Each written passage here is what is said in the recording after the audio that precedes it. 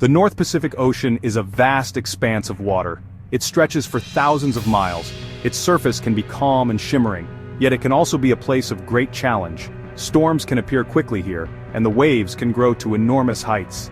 This ocean is a vital highway for global trade. Huge ships constantly cross its deep waters, carrying goods between continents. But this journey is not always without peril. One such vessel was the Morning Midas.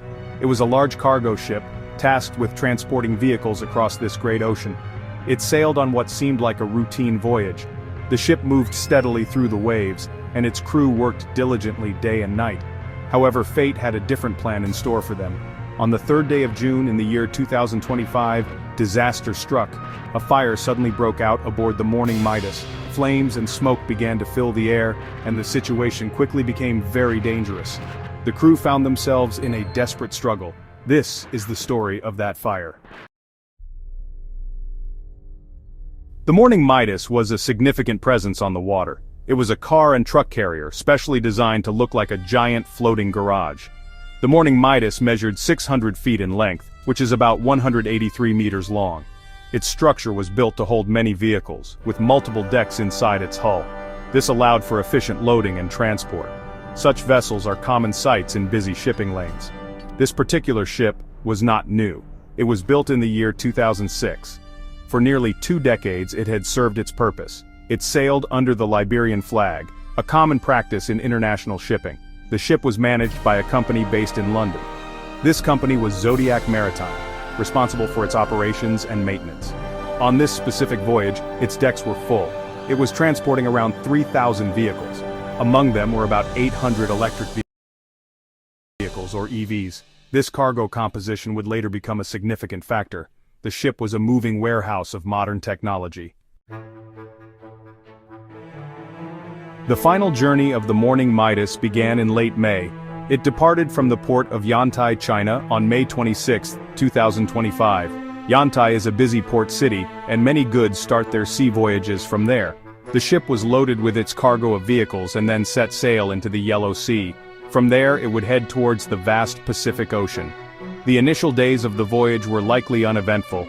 The ship's destination was Lázaro Cárdenas, a major port on the Pacific coast of Mexico. To reach it, the Morning Midas had to cross the North Pacific. This is a long and often challenging route. Ships must navigate carefully, facing changing weather patterns. The North Pacific in early summer can be unpredictable. The crew would have been prepared for a journey of several weeks following their planned course. The incident occurred when the ship was far from any major landmass. It was approximately 300 miles southwest of Adak Island. The ship was truly isolated, making any emergency more difficult. Help would take time to arrive. The first indication of trouble appeared on Tuesday, June 3, 2025. Members of the crew spotted smoke. This is always an alarming sign on any vessel. Smoke means fire, and fire at sea is a sailor's worst nightmare. There are few places to escape, and the ship itself can become a trap. The crew would have immediately raised the alarm. Their training would have kicked in. Every second would count in such a situation. The smoke was not just a wisp. It was a large plume, seen billowing from the stern of the ship. More specifically, the smoke seemed to be coming from a deck loaded with the electric vehicles. Fires involving electric vehicles can be particularly challenging. Their high-voltage batteries can burn intensely and be very difficult to extinguish completely. Electric vehicle batteries, when they catch fire, can experience something called thermal runaway. This is a chain reaction where one battery cell overheats, causing nearby cells to overheat as well. The fire can spread rapidly and produce very high temperatures. Traditional firefighting methods may not be effective. The crew faced a formidable foe. Their efforts to fight the blaze began immediately. Section 5. Initial response. The crew's brave but futile efforts. As soon as the fire was detected, the crew of the Morning Midas sprang into action. They initiated their emergency procedures. Every crew member on a ship has assigned duties for such events. They train regularly for fires, abandoned ship drills, and other emergencies. Their first priority would have been to assess the fire's location and intensity. They would have tried to contain it. They needed to act fast. The ship was equipped with an onboard fire suppression system. This system might include sprinklers, CO2 gas flooding, or fire hoses. The crew would have activated these systems. They would have donned firefighting gear. They would have bravely approached the blaze. They would have directed water or other extinguishing agents onto the flames. They fought to save their ship. They fought to save their own lives. Their courage in these moments is undeniable.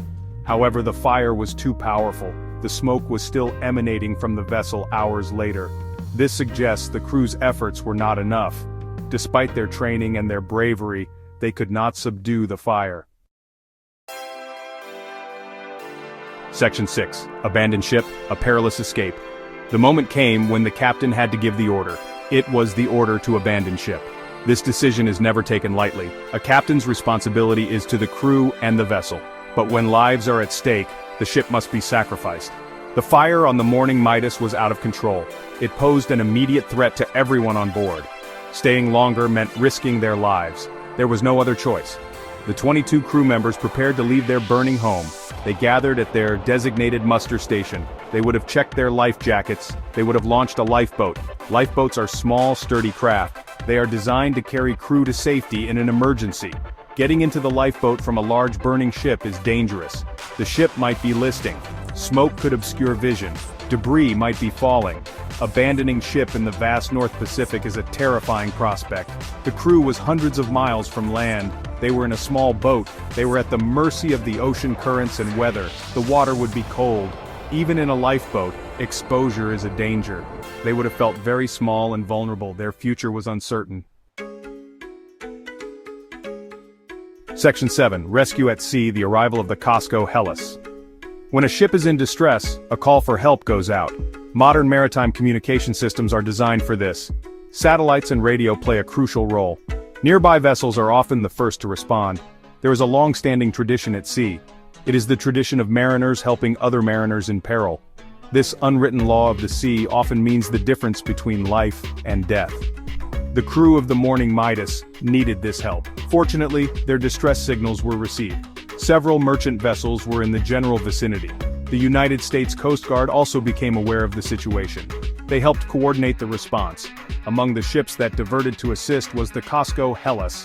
The Casco Hellas is another large merchant vessel. Its crew understood the urgency. They changed their course. They steamed towards the last known position of the Morning Midas. The crew of the Casco Hellas skillfully navigated to the lifeboat.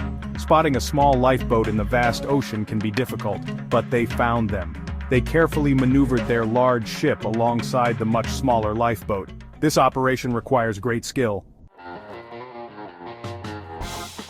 Section 8. Coordinated efforts. Zodiac Maritime and the U.S. Coast Guard. Once the crew was safe, attention turned to the burning ship. Zodiac Maritime, the company managing the Morning Midas, took action. They notified all relevant authorities. This includes flag state authorities in coastal states like the USA. They began working closely with emergency responders. Their stated priorities were clear. First, ensure the continued safety of the crew. Second, protect the marine environment from pollution. This is a major concern when a ship is on fire. The United States Coast Guard played a vital role. They are responsible for maritime safety and security in U.S. waters.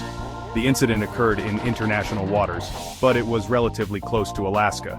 The Coast Guard sent air crews to ADAC. These aircraft could assess the situation from above. They also dispatched a ship to the area. Rear Admiral Megan Dean, the commander of the 17th District, confirmed their involvement. She stated they were working with Zodiac Maritime. Their focus was on the ship's recovery and its final disposition. The Coast Guard acknowledged the crucial assistance of other vessels. 3 nearby merchant ships had offered to help. The Casco Hellas performed the actual rescue. This collaborative effort is common in maritime emergencies. No single agency or company can handle such events alone. Section 9. Echoes of the past, a call for enhanced maritime safety. The fire aboard the Morning Midas is not an isolated incident. Sadly, fires on car carrier ships have occurred before. In early June 2025, just before this event, a Dutch safety board issued a call. They urged for improvements in emergency response. This was specifically for shipping routes in the North Sea. Their call came after a serious fire in 2023. That fire was on a freighter. It was carrying about 3,000 automobiles. Nearly 500 of them were electric vehicles. That 2023 fire had tragic consequences. One person died, others were injured. The fire burned for a whole week. The ship was eventually towed to a Dutch port. It was salvaged there. The incident highlighted the dangers of fires on these types of vessels. It particularly raised concerns about fires involving electric vehicles. These vehicles are becoming more common.